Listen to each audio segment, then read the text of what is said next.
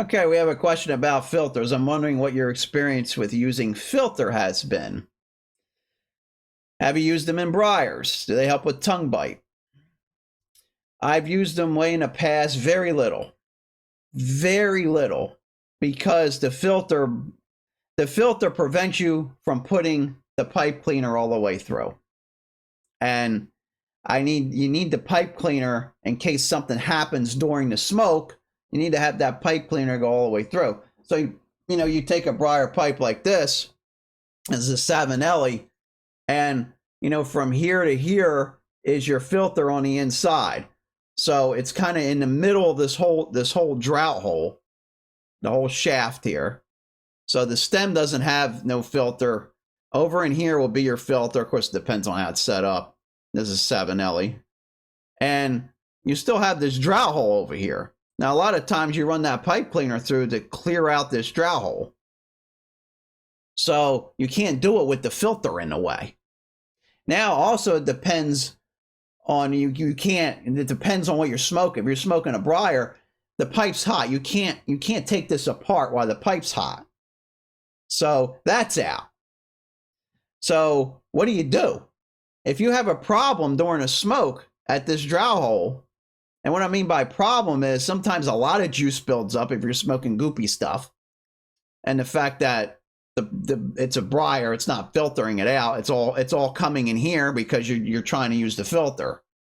And sometimes tobacco gets in that airway. Well, you can't just put a pipe cleaner through there and clear that out and be done with it. No, you got to get this thing out, and you got to fondle around in here and try to clear out that airway. I've done that many times, because sometimes the pipe cleaner doesn't go all the way. You're using longer stem stuff, but I just stayed away from them. And the fact that you just smoke a meerschaum, the meerschaum itself is the filter. You don't have to worry about filters. You don't have to worry about having them on stock. You don't have to worry about cleaning that out. I used the filters that come with the Savinelli years and years ago. The little triangle wood, the wood filters. Yeah, it soaked it up. It did soak up some moisture. But when problems arise, or when that filter becomes saturated, well, guess what? We got a problem because it's saturated now. It's going to come through. Now, it's easy to saturate these pipes if you're not drying your tobacco out. You're smoking goopy stuff and you're putting it in this briar.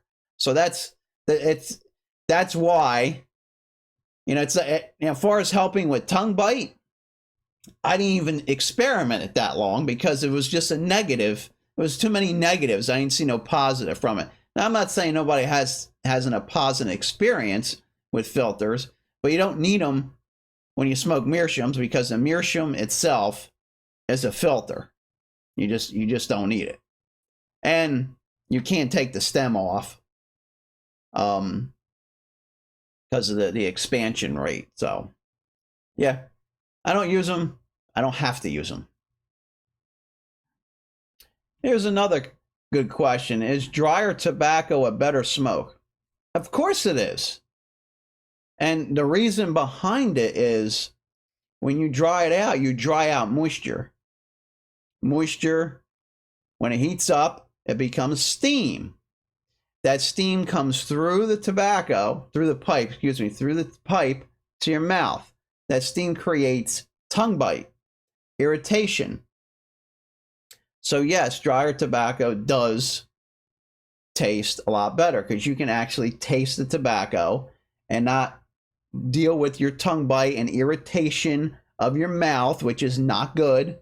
And with all that irritation going on and the tongue bite, it's going to limit the amount of flavor that you're actually tasting because your mouth's irritated. It's almost like being sick where you're not tasting and smelling stuff too well because you're sick. But when you're not sick, everything's fine.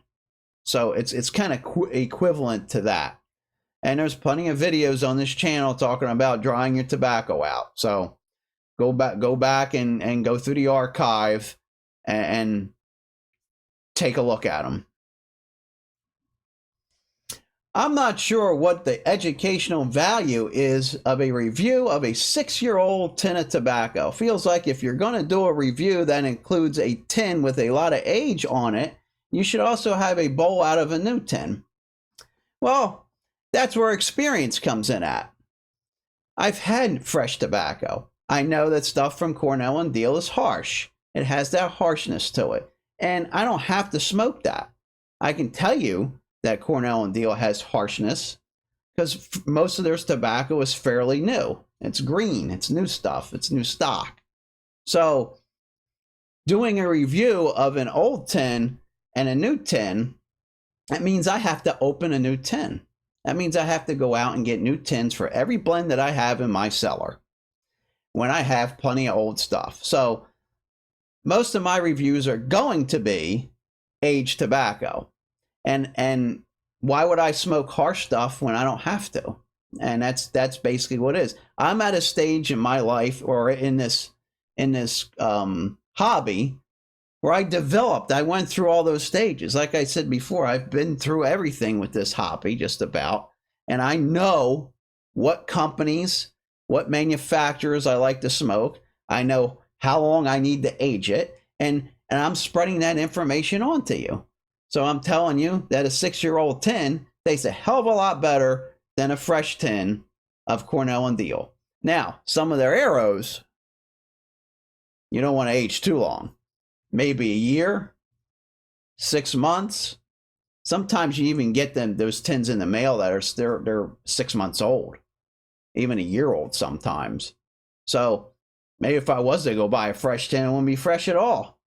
So that's why you're not going to see reviews on here that are these small batches that come out just to get the clickbait. I'm not about that. So this is just the God's honest truth on this channel. My experience over the last 20 years or so, whatever it's been now, and everything that I've worked through with it. This is a hobby that I was steady learning over the years, constantly learning. I smoked 2-3 bowls a day. You know, over a course of 20 years, yeah, there was breaks. There was breaks. There was stuff where I'm testing stuff out for a few months, you know, and that just evolved into how to get the best smoke from pipe smoking. And I have a few videos on it. So go back into the channel, into the archive, and you'll find those videos. But you're going to see age stuff. You're going to see age stuff, and that means I'm promoting age. Okay? So that's what you're here to learn. You're here for your enjoyment, and you're here to learn. So I hope you get something out of these things.